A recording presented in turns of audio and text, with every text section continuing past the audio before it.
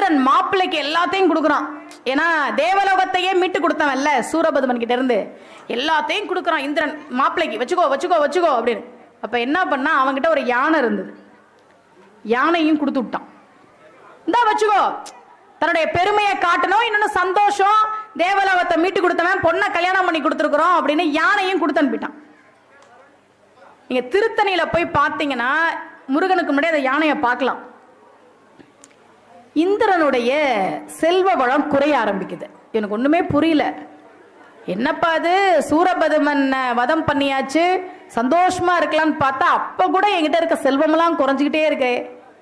நாரதர் சொன்னார், நீ என்ன இருந்தாலும் அந்த யானையை கொடுத்துருக்க கூடாது, அந்த யானை தான் உனக்கு பலமே, அந்த யானை இருந்த வரைக்கும் தான் உனக்கு செல்வம்.